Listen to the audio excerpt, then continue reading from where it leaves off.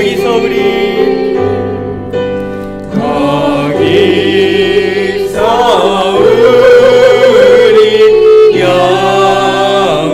영원히 주님의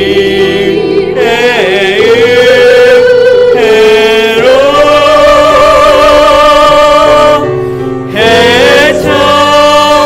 해처럼 밝게 살면서 주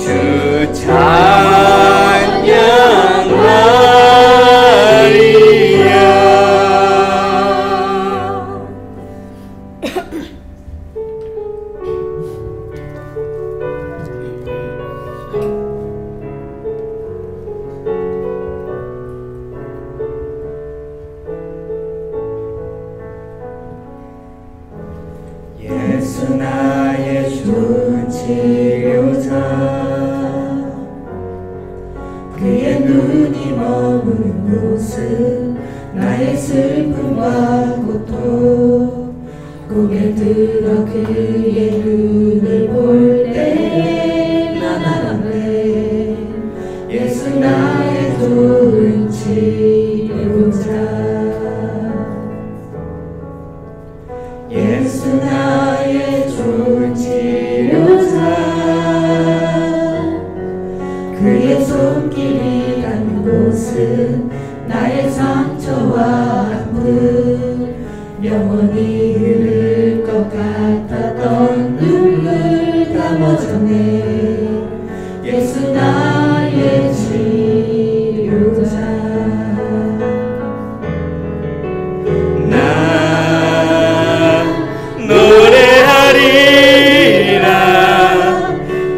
나를 돌아오신 구세주를 찬양해. 하늘 닿는 곳까지 내 손 들리라. 예수 나의 치료자, 예수 나의 치료자, 예수 나의 좋은 치료자, 그의 눈이 머무는 곳은 나의 슬픔과 고통, 고개 들어 그의 눈을 볼 때에 난 알았네. 예수 나의 좋은 치료자, 예수 나의 좋은 치료자, 그의 손길이 닿는 곳은 나의 상처와 아픔, 영원히 흐를 것 같았던 눈물 다 멎어내. 예수 나의 치료자, 나 노래하리라. 천한 나를 돌아보신 구세주를 찬양해. 하늘 닿는 곳까지 내 손 들리라. 예수 나의 치료자, 나 노래하리라. 나 노래하리라. 천한 나를 돌아보신 구세주를 찬양해. 하늘 닿는 곳까지 내 손 들리라.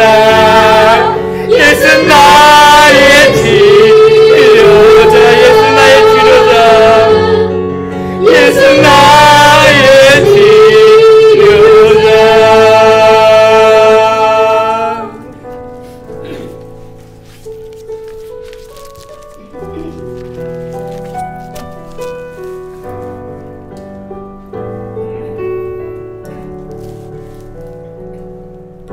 나를 지으신 이가 하나님,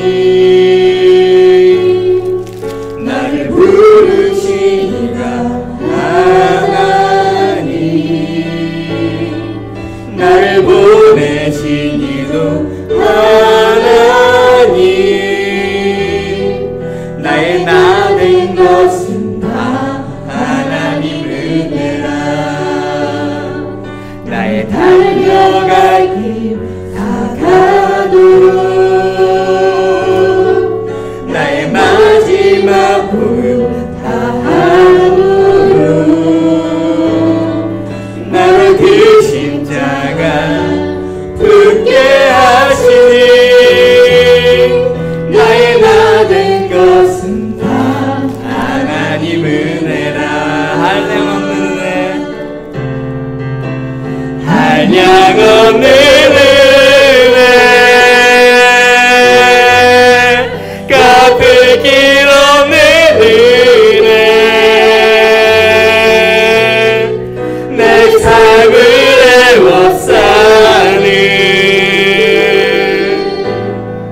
하나님의 은혜. 나 주저함 없이 그 땅을 밟음도 나를 붙드시는 하나님의 은혜. 나를 지으시니가 하나님, 지으시니가 하나님, 나를 부르시니가 하나님, 나를 보내시니도 하나님, 나의 나 된 것은 다 하나님 은혜라. 나의 달려갈 길 다가도록 나의 마지막 호흡 다하도록 나로 그 십자가 붙게 하시니 나의 나 된 것은 나 하나님 은혜. 나 한량없는 은혜, 한량없는 은혜, 갚을 길 없는 은혜,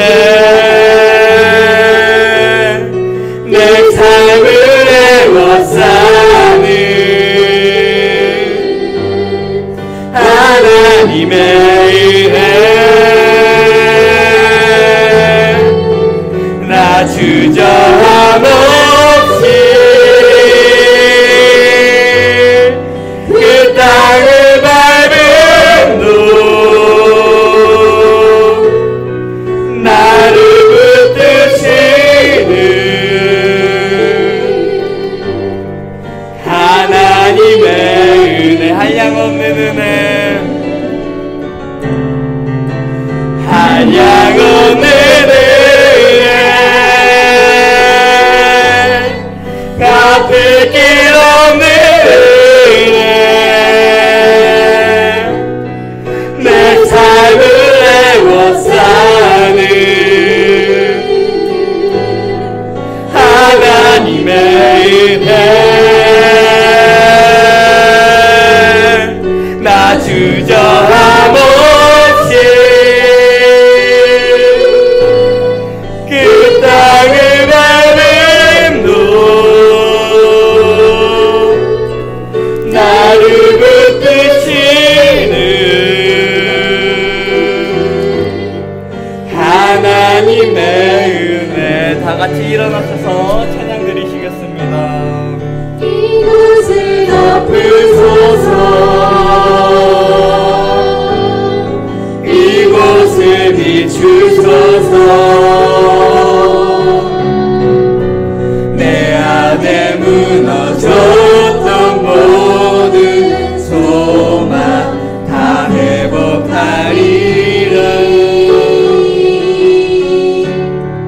이곳을 지나소서, 이곳을 만지소서,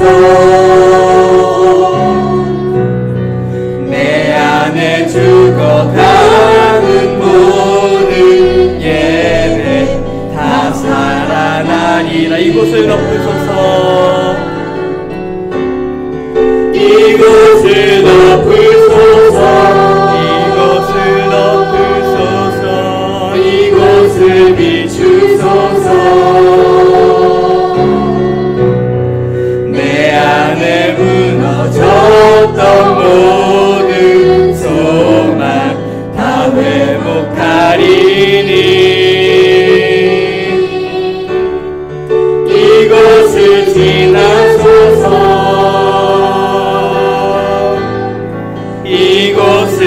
만지소서. 내 안에 죽어가는 모든 예배 다 살아나리라.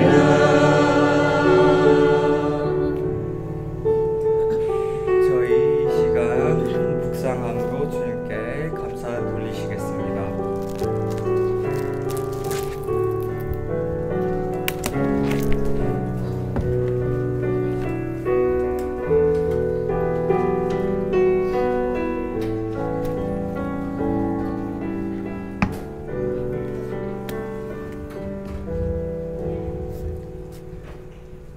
하나님은 영이시니 예배하는 자가 신령과 진리로 예배를 드리라.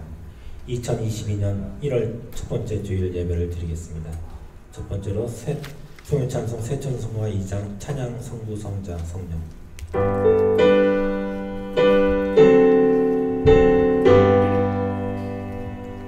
찬양 성부 성자 성령 성삼위일체께 영원 누구하기까지 영광을 돌리세. 영광을 돌리세.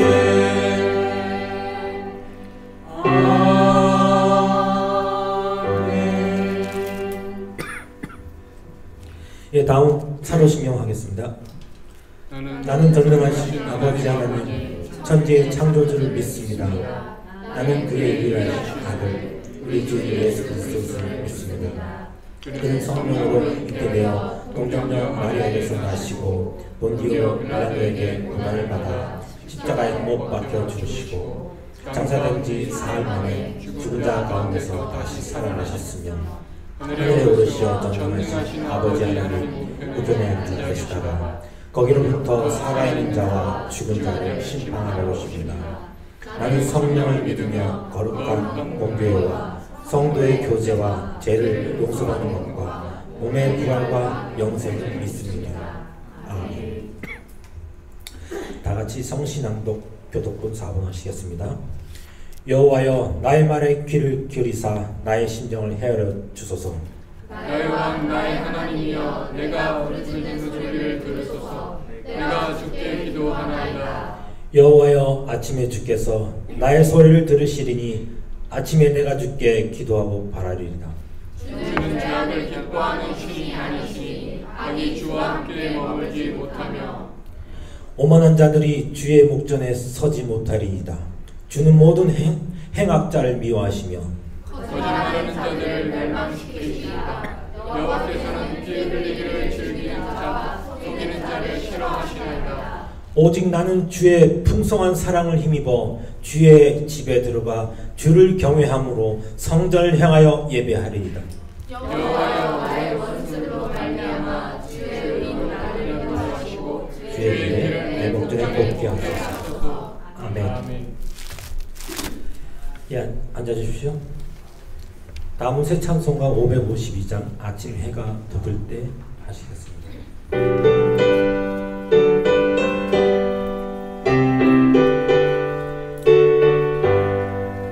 아침 해가 돋을 때 마음을 선선하여라. 나도 세상 지날 때에 햇빛 되게 하소서. 주여 나를 도우사 세월호 소환소서. 어떤 세상 지낼 때 햇빛 되게 하소서. 새로운 밤은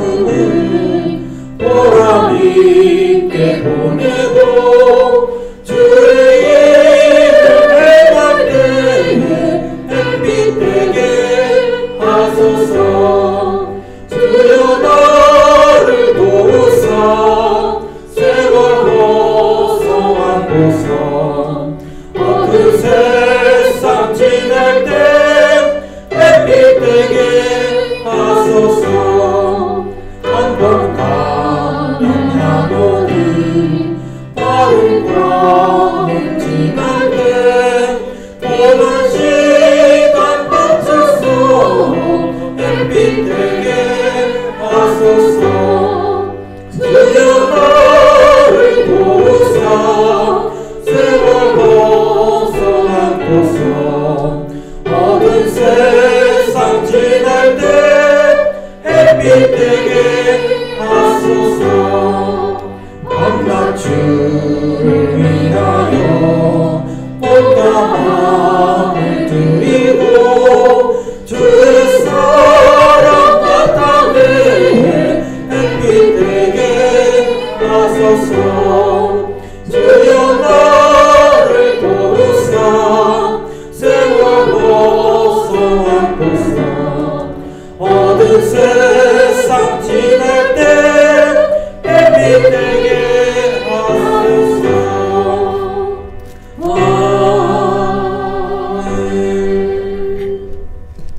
다음은 사도행전 9장 1절부터 9절까지 저 사회자가 성경으로 하겠습니다.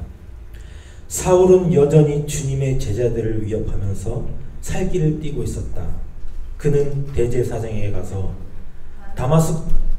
다마스쿠스에 있는 여러 회당으로 보내는 편지를 써달라고 하였다. 그는 그 돌을 믿는 사람은 남자나 여자나 가리지 않고 닥치는 대로 묶어서 예루살렘으로 끌고 오려는 것이었다. 사울이 길을 가다가 다마스쿠스 가까이 이르렀을 때 갑자기 하늘에서 환한 빛이 그를 둘러 비추었다. 그는 땅에 엎어졌다. 그리고 그는 사울아 사울아 네가 왜 나를 비박하느냐 하는 음성을 들었다. 그래서 그가 주님 누구십니까? 하고 물으니 나는 내가 핍박하는 예수다. 일어나서 성 안으로 들어가라. 내가 해야 할 일을 일러줄 사람이 있을 것이다 하는 음성이 들려왔다. 그와 동행하는 사람들은 소리를 들었으나 아무도 보이지는 않았으므로 말을 못하고 멍하게 서 있었다. 사울은 땅에서 일어나서 눈을 떴으나 아무것도 볼 수가 없었다. 그래서 사람들이 그의 손을 끌고 다마스쿠스로 데려갔다. 그는 사흘 동안 앞을 보지 못하는 상태에서 먹지도 않고 마시지도 않았다. 다음은 대패기도와 목사님의 말씀 선포가 있겠습니다.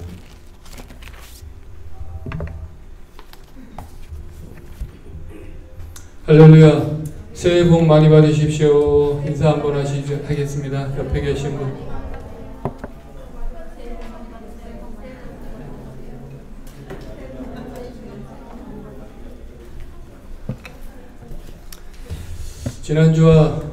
지난주는 물론 온라인으로 예배 드렸지만 올해 처음으로 새 예배를 드리는 그러한 시간입니다. 뭔가 새로운 의미가 좀 오늘 이 예배 가운데 있기를 바라고요. 정말 올 한 해 또 작년과 다른 그런 한 해가 될 수 있기를 주님의 이름으로 축원합니다. 아멘. 잠깐 기도하겠습니다. 하나님, 이제 2022년 새해가 밝았습니다. 하나님, 올 한 해는 작년 같지 않고 작년보다 더 나아지고 성장하고 또 주님을 닮아가는 그런 우리 모두가 되기를 간절히 소망합니다.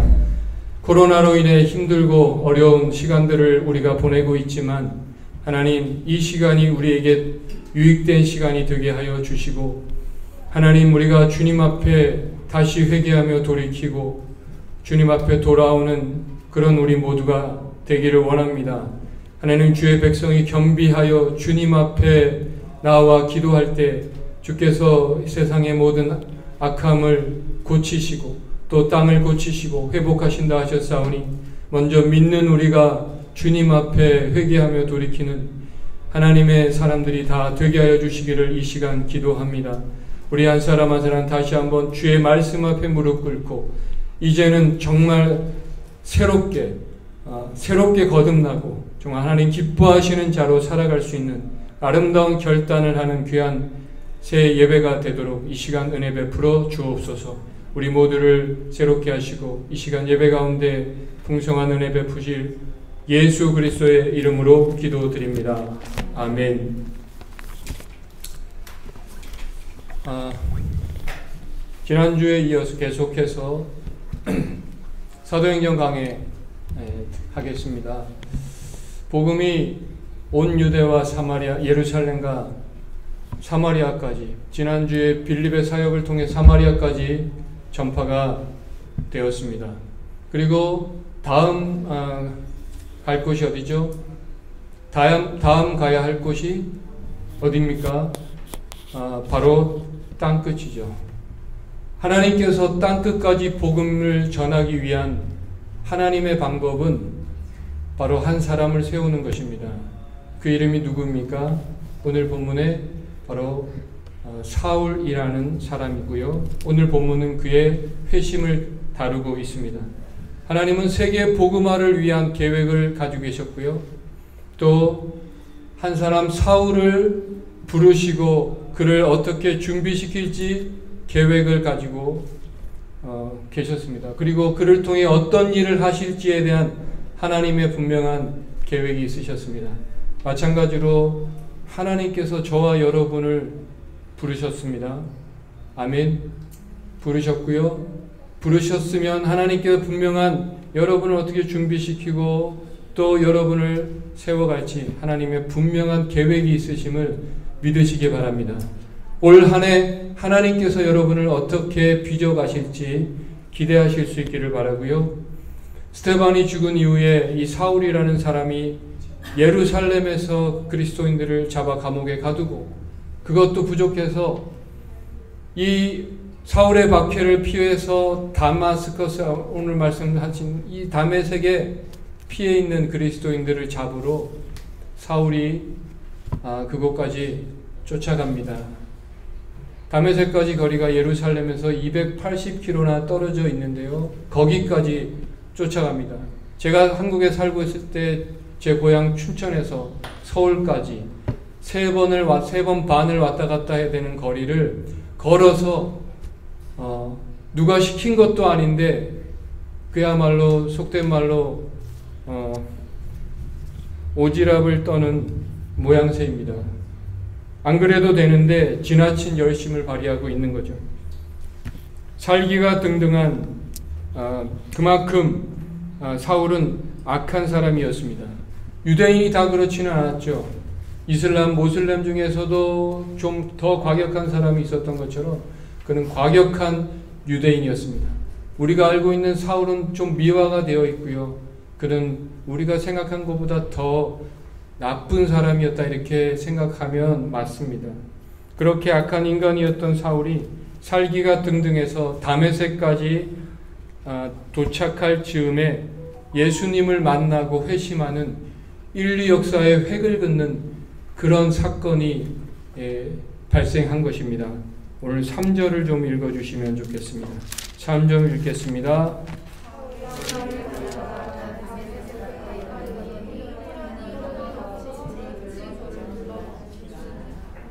아멘.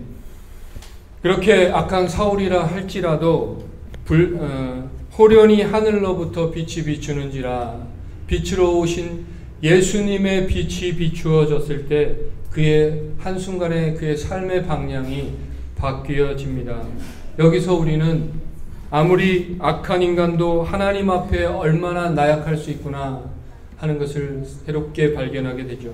4절을 또 읽겠습니다. 땅에 엎드러져 들음에 소리가 있어 이르시되 사울아 사울아 내가 어찌하여 나를 박해하느냐 하시거늘. 아멘.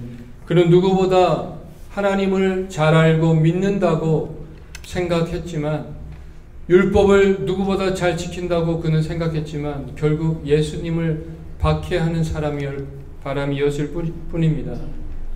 사울아 사울아 두 번이나 그를 부르신 이유는 보통 성경에서 두 번 부른 이유는 정감 어린 표현이었고요. 또 긴급성을 말하는 것이고 또 한 가지는 뭔가 깨닫게 해주려고 할 때 이렇게 두 번을 부르셨다는 것입니다.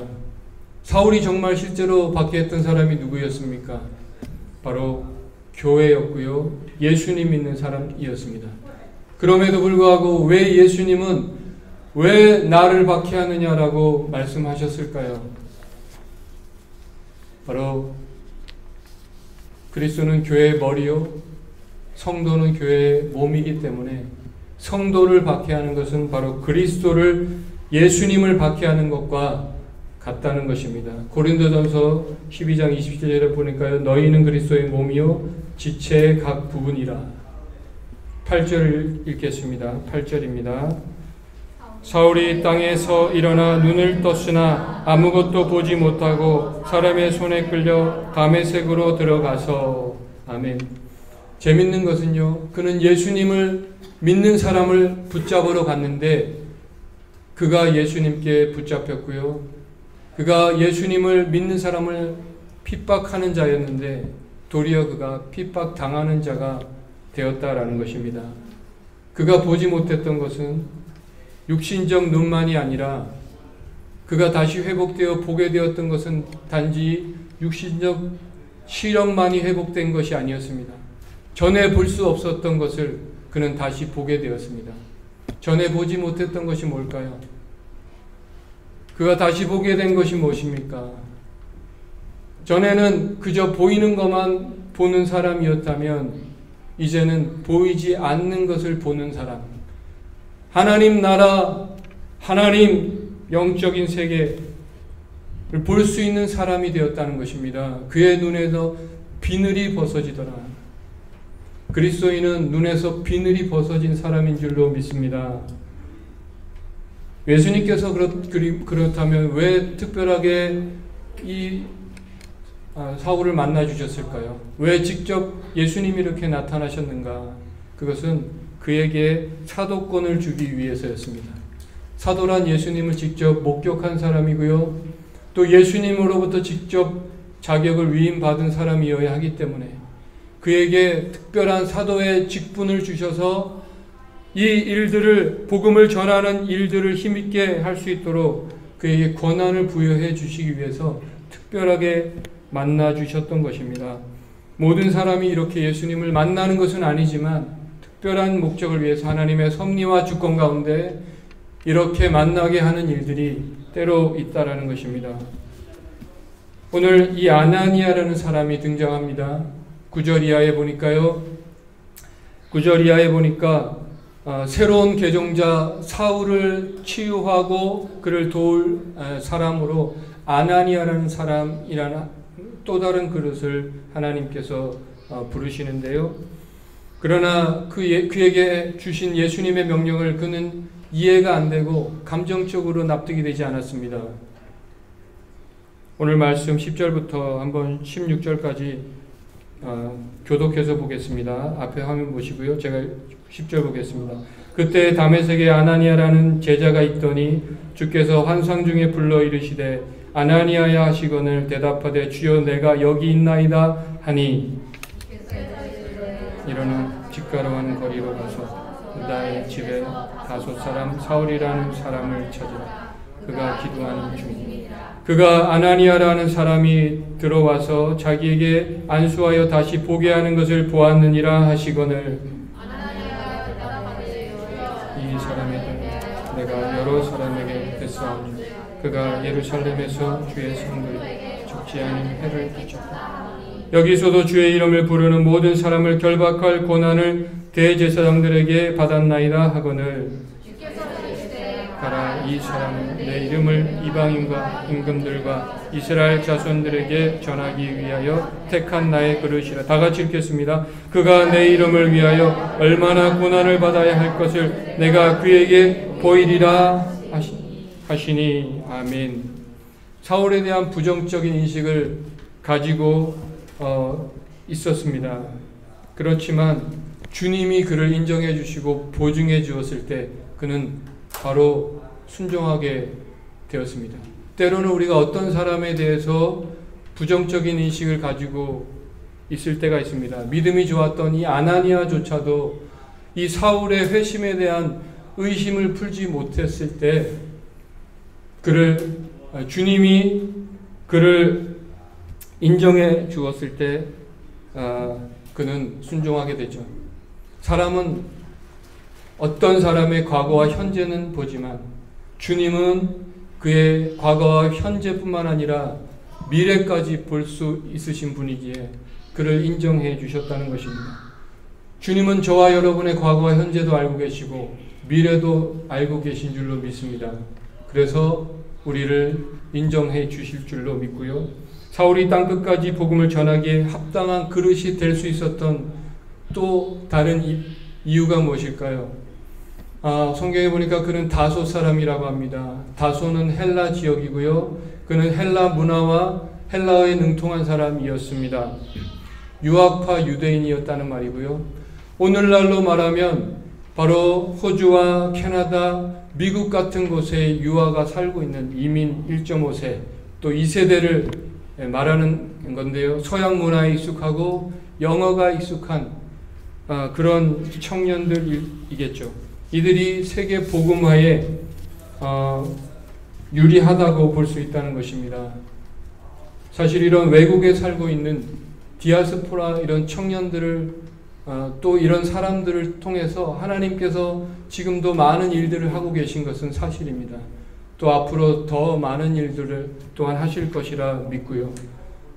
그리고 사울은 성경에 능통한 사람, 가말리엘이라는 당대 유명한 율법학자에게 율법을 교육받았고 로마 시민권을 가지고 아무데나 갈 수 있는 사람, 그는 또한 자급자족을 위한 텐트를 만드는 기술을 익혀서 기술을 가지고 있어서 스스로 생활할 수 있는 그런 사람이 바로 사울이었다는 것입니다. 이런 장점이 있었고요. 그 중에서도 저는 가장 중요한 그의 장점은 그의 기질이라고 생각합니다. 어떤 기질이냐면 자신이 옳다고 믿는 신념에 자신의 삶을 바치는 실천적이고 행동할 줄 아는 그런 믿음을 가지고 있는 사람. 그것이 비록 잘못된 신념이었다 할지라도 자기가 생각하는 것에 그것을 위해 행동할 줄 아는 사람이 중요하다라는 사실입니다. 사람들은 변화에 대해서 많은 이야기합니다. 그러나 아무도 행동하지 않으면 아무도 아무런 변화가 일어나지 않습니다. 기독교와 공산주의의 공통점은 마르크스는 변화를 추구한다라는 것이라고 말을 했습니다. 이 변화를 위해서 우리가 자신의 삶을 내어던지는 행동이 있어야 한다는 것이죠. 예수님 제자 중에 어부 출신이 많다는 말씀드렸습니다. 이 어부의 특징은 뭐냐면 결단력이 있다라는 것입니다. 한참 동안 고기를 잡으려 기다리다가 고기가 잡히면 자신의 온 에너지를 거기에 쏟는 그런 이거다 하면 행동하는 이 결단력이 바로 어부들에게 있다는 것입니다. 내년 오늘 우리 주님은 이런 행동을 하는 그리스도인을 찾고 계십니다. 내년 우리 한 해 교회 폐허가 뭐라고 말씀드렸습니까? 교회 폐허가 마태복음 28장 16절에서 20절 말씀, 가서 제자 삼으라. 가서 모든 족속으로 제자를 삼아 아버지와 아들과 성령의 이름으로 세례를 주. 아무리 표를 외쳐도 가지 않으면 아무 일이 일어나지 않습니다. 내년 한 해 여러분 삶 속에 이런 행동이 하는 실천하는 삶이 있어지기를 주님의 이름으로 부탁을 드립니다. 할렐루야. 자신이 믿고 있는 하나님의 말씀이 지식에 머물러 있지 않고 거기에 삶을 던질 줄 아는 사람, 행동하는 사람이 바로 사도 바울이었던 것입니다. 15절을 한번 보니까요. 가라, 이 사람은 내 이름을 이방인과 임금들과 이스라엘 자손들에게 전하기 위하여 택한 나의 그릇이라. 그릇이란 말은 영어로 인스트루먼트입니다. 도구라는 말이고요. 16절에 내 이름을 위하여 얼마나 고난을 받아야 할 것을 그에게 보이리라. 주님께 쓰임받는 자가 된다는 것은요, 선택되었다는 것은 결코 영광의 길이 아니었습니다. 꽃길을 걷는 것도 아니고요, 대접받는 것도 아니고, 성공하고 잘 나가는 것도 아니고, 많은 것을 누리는 길이 아니었습니다. 오히려 고난받는 길이었습니다. 언제부턴가 모르게 이 목회자라는 직업이 인기가 많아졌다는 소리를 듣습니다. 그래서인지 언제부터인지 많은 사람이 신학교에 들어갑니다. 물론 하나님 꼭 부르신 사람도 있을 텐데요. 그런데 그때부터 한국교회가 안타깝게 내리막길을 걷고 있는 것을 또한 공교롭게도 보게 되는 거죠. 로마의 기독교가 공인되고 기독교인들의 박해가 없어지고 오히려 혜택을 받기 시작했는데, 그때부터 가짜 그리스도인들이 또 이단이 많이 생기기 시작하더라는 거죠. 오히려 더 빨리 타락의 길을 걷게 되는 것입니다.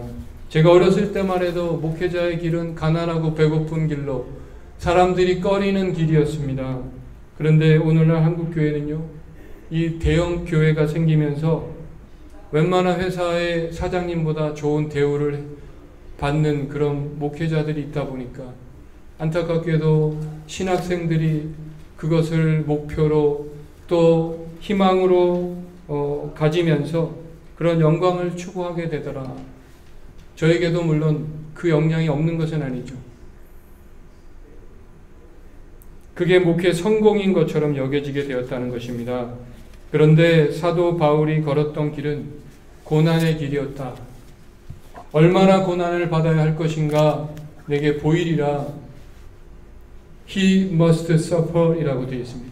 그가 반드시 받아야 될 고난, 그냥 잘하면 안 받을 수도 있는 고난이 아니라 반드시 받아야 되는 그 고난이 있었다는 것입니다. 예수님의 삶을 예표하는 이사야 53장에 보니까요, 고난받는 위대한 종에 대해서 나오고 있습니다. 이사야 53장의 3절부터 6절까지 말씀 읽겠습니다. 시작.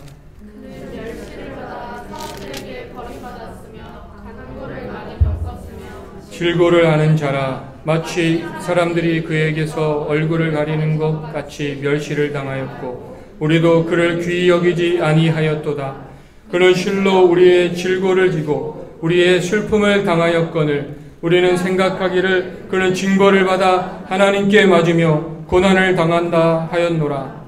그가 찔림은 우리의 허물 때문이요 그가 상함은 우리의 죄악 때문이라. 그가 징계를 받음으로 우리는 평화를 누리고 그가 채찍에 맞음으로 우리는 나음을 받았도다. 아멘. 우리가 반드시 받아야 될 고난은 바로 예수님을 위한 고난이어야 합니다.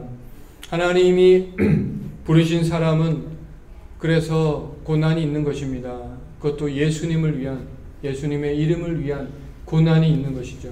오늘 저는 여러분의 삶 가운데 과연 예수님을 위한 고난이 있는가 한번 생각해 보실 수 있기를 바랍니다. 오늘 우리가 본문에서 또 주목해야 될 것이 있는데요, 바로 이 9장이라는 본문에서 이 사울이 변화되기 전과 변화된 이후에 어떻게 달라졌는가 살펴보니까요, 변화되기 전에 그의 모습은 단어를 보니까 능동태입니다. 직접 앞절에 보면 직접 대제사장에 가서 청하니 결박하여 잡아오려 함이라. 그런데 후반부에 가면서 단어가 바뀌죠. 사람들의 손에 이끌려 기다려 주님께 선택된 사람 보게 하시고 충만하게 하시고 사울의 눈에서 비늘 같은 것이 벗어져 다시 보게 된지라. 그래서 여러분, 믿음은 수동태입니다. 믿음은 수동태라는 말씀을 많이 드렸죠. 그가 예수님을 만나서 수동태의 삶을 살아갑니다. 믿음은 내가 애써서 무엇인가를 한다기보다는 그냥 되어지는 것입니다. 그냥 나의 삶을 통해서 되어지는 것입니다. 그래서 어깨에 힘이 들어가고 살기가 등등했던 그의 눈이 풀리고 그의 어깨에 힘이 빠지고 그런 사람이 되어지게 만드셔서 사용하시더라는 것입니다. 그는 과거에 하나님을 위해서 능동적으로 일하는 사람이었지만 결국 예수님을 핍박하는 사람이었을 뿐입니다. 그런데 그가 예수님을 만나고 나서 비로소 성령에 이끌려 살아가는 사람이 되는 것입니다. 2022년 한 해 여러분 삶에 이런 이끌림이 있으시기를 주님의 이름으로 부탁을 드립니다. 다시 보게 하시고 성령 충만하게 하시는 역사가 있기를 바랍니다. 아멘. 새롭게 하소서에 간증하신 김창호이라는 분이 학생 때 음악을 배울 때 선생님이 이런 말씀을 하셨다는 것입니다. 음악은 들려주는 것이 아니라 음악은 보여주는 것이 아니라 보여지는 것이라고. 노래는 들려주는 것이 아니라 들려지는 것이라고. 음악과 좋은 관계를 맺으면 굳이 들려주려고 보여주려고 하지 않아도 들려지게 되고 보여지게 되고, 굳이 입증하려 하지 않고 또 그래서 어깨에 힘이 들어가지 않는다, 이런 말씀을 하는 것을 오늘 설교 준비하면서 이 말씀이 저에게 많이 와닿았습니다. 여러분, 마찬가지로 우리가 하나님과 좋은 관계를 맺으면 굳이 우리가 들려주려 하고 보여주려 하지 않아도, 우리가 뭔가 내 신앙을 입증해 보이려고 하지 않아도, 그래서 어깨에 힘이 들어가지 않는다는 것입니다. 오늘 여러분이 이런 성령 충만함이 있기를 바라고요. 그는 과거에 하나님 우리의 눈을 열어주셔서 과거에 보지 못하던 것을 볼 수 있는 저와 여러분이 되어야 할 것입니다. 너희는 가만히 있어 오늘 너희 삶에 행하시는 구원을 볼지어다. 지난주에 빌립이 성령에 이끌려 광야로 나가서 에디오피아 여왕 간닥의 재무장관 네시를 만나 그를 구원하는 역사를 우리는 보게 되었습니다. 이 모든 것이 성령의 이끄심이었습니다. 그러므로 사울의 변화된 삶과 사역을 위해서 주님께서 준비하신 것은 무엇일까요? 다른 말로 주님의 일을 하기 위해서 가장 중요한 준비는 바로 성령으로 충만하게 하신다. 오늘 본문에 보니까 성령으로 그의 눈을 비늘을 벗어주고 성령으로 충만하게 하신다. 성령 충만이란 내가 무엇인가를 하는 것이 아니고요, 성령의 이끄심을 받는 것이고 성령의 지배를 받는 것입니다. 주님과 좋은 관계를 맺는 것을 의미한다라는 것입니다.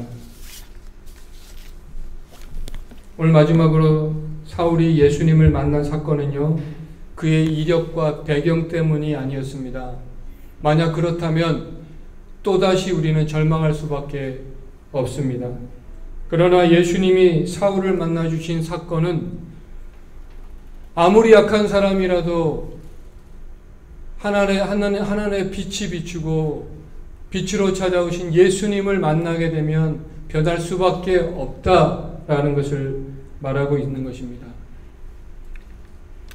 그래서 나도 변화될 수 있고 쓰임받을 수 있구나라는 것을 말하고 있다라는 것입니다. 예수님을 만난 자마다 변화되었습니다.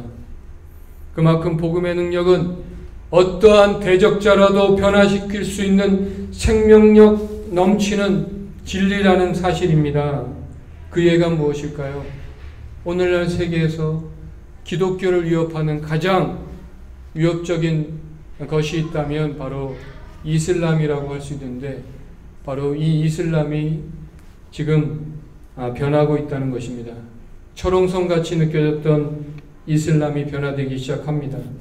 교회 역사가이며 선교사인 데이비드 게리슨이라는 분은요, 수많은 무슬림들이 그리스도를 믿고 있고요, 지난 25년간 그 일이 집중적으로 일어나고 있고 2000년 이후에 무슬림에서 돌아온 그리스도인인 사람이 800만 명이 된다고 합니다. 방송과 영어와 꿈을 통해서 그들이 주님을 영접하고 있고요, 알카에다 같은 극단주의의 염증을 느끼고 많이 이탈하고 있다라는 것입니다. 지금은 하나님께서 무슬림 세계에 문을 열고 있는 시기입니다. 바로 이런 일들이 일어나고 있습니다. 이 이슬람이라는 곳에, 이 내부에 바로 주님이 이런 일들을 하고 계신다. 복음의 능력으로 변화되고 있다라는 사실입니다. 이것이 바로 복음의 능력이 이만큼 대단하다는 것이죠. 저는 마지막으로 또 한 사람, 결코 변화될 것 같지 않았던 사람이 회심을 하게 되는 그런 한 분을 소개하고자 합니다. 영상으로 소개하고자 합니다. 이 영상 보시고 마치도록 하겠습니다. 굿, 점사, 테마 그런 거 치고 또 제자도 키워나가는 그런 일을 했었죠. 집안 전체가 무소 집안이죠. 제가 먼저 신임을 받고 그러면서 26년간 그러니까 11월 달에 주님을 만나기 전까지 무속 생활을 해왔습니다.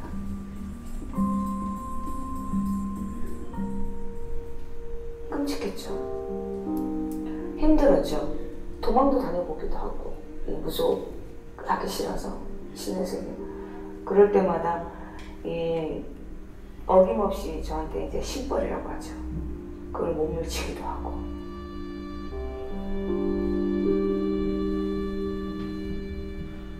혼자 이제 바위에서 기도를 하고 있는데 기도 다 끝나고 일어서는 순간에 바위에서 큰 십자가가 광채를 내면서 저를 바라보고 있었어요. 그때 제가 다리에 힘이 풀리면서 정말 아무 생각이 안 났었어요. 이거 뭐지? 너무 놀라서 혼자 고민을 하다가 가만히 집에 있다가 그냥 무의식적으로 TV를 틀었어요. 제가 TV를 트는데 이제 계속 아무 생각 없이 그냥 채널만 돌리고 있는데 CTS 콜린가 그거 하는 프로가 나왔었어요. 그래서 전화를 누르기 시작했어요. 근데 진짜로 마지막 통화는 콜린가 브라이언 목사님하고 통화가 된 거예요. 갑자기 목사님이 저 말하는 걸 따라하라고. 그래서 그대로 따라했거든요. 따라했는데 갑자기 뭔가 막 끌어올리면서 제가 눈물이 그렇게 또 나는 거예요. 그러면서 제 인생은 거기부터 시작된 거예요. 주님을 만나는 게 그때부터 저는 시작이 됐었어요. 네, 이제 마지막 전화 하나 받아보겠습니다. 여보세요? 여보세요? 안녕하세요. 반갑습니다. 저는 무속인이에요. 기도하면서 십자가가 보이고 하나님 계시라는 게 느껴져요. 할렐루야, 할렐루야. 저희 계속 용서해 주시고 하나님의 자녀를 받아주세요. 하나님의 자녀를 받아주세요. 이 순간부터 영원토록 이 순간부터 영원토록 오직 예수님 많은 오직 예수님만을 저희 주님과 구세주를 올려드립니다. 구세주를 올려드립니다.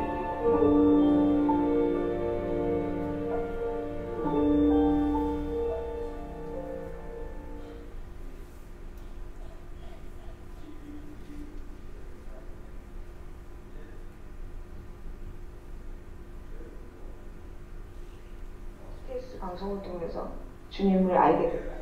편했죠. 완전 그 세계에 있었을 때는 정말 너무 칙칙하고 어두웠다면 같이 거룩해진다는 느낌, 아름다워진다는 느낌. 그래서 너무 좋았어요. 너무 좋거든요. 너무 행복해. 한 사람 한 사람 만날 때마다 얘기해주고 싶어요. 주님이 살아계시다는 거.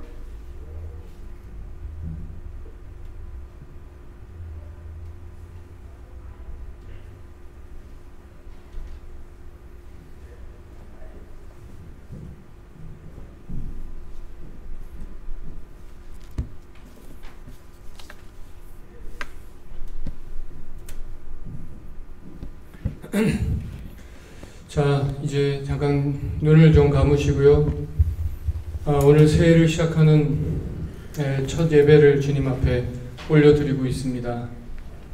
우리가 올 한 해 어떻게 살아가야 될 것인가? 특별히 사도 바울의 회심 사건을 우리가 첫 주 말씀으로 우리가 접하고 있습니다. 사도 바울 한 사람의 회심을 통해서 세계 복음화를 이루어 가시는 그 하나님의 놀라운 일들을 우리가 접하게 되면서 하나님, 한 사람의 변화가 이런 놀라운 일들을 행하는군요.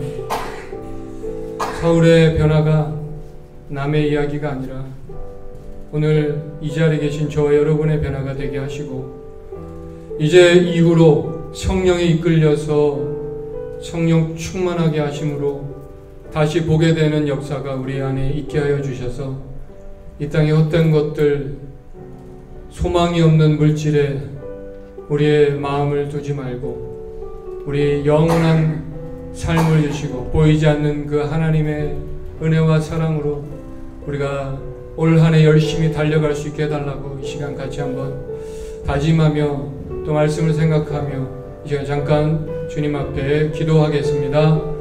하나님 아버지 도와주시옵소서. 하나님 이 시간 주님께서 오늘도 말씀하여 주신 아버지 하나님 말씀하시옵소서. 아버지 주님 우리에게 은혜 베풀어 주시옵소서. 주여 사울이 변화되어 바울이 되고 하나님의 쓰임받는 종이 된 것처럼 우리가 하나님 말씀 앞에 무릎 꿇고 새롭게 주의 말씀 우리를 새롭게 하나님 만나고 변화되는 역사가 우리 삶 가운데 일어나게 하나님 도와주시옵소서. 주님 역사해 주옵소서. 오늘도 말씀으로 새롭게 우리 삶 가운데 있게 하여 주시기를 간절히 원합니다. 주님 도와주옵소서.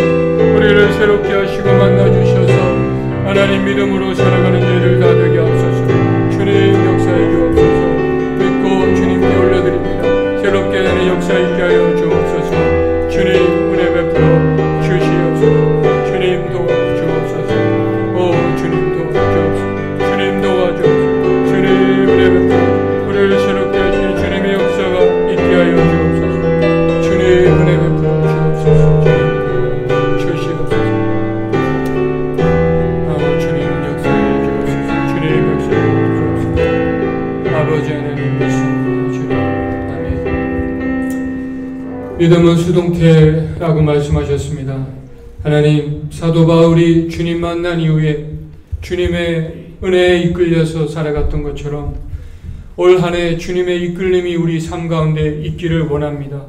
주님 우리를 성령 충만케 하셔서 하나님의 일을 감당하기 부족함이 없도록 하나님 이 일이 되어지는 역사를 우리가 보게 되어지고 또 우리 삶 가운데 그런 하나님의 역사가 충만하여서 하나님의 살아계시다고 고백할 수 있는 그런 믿음의 사람들 다 되게 하옵소서.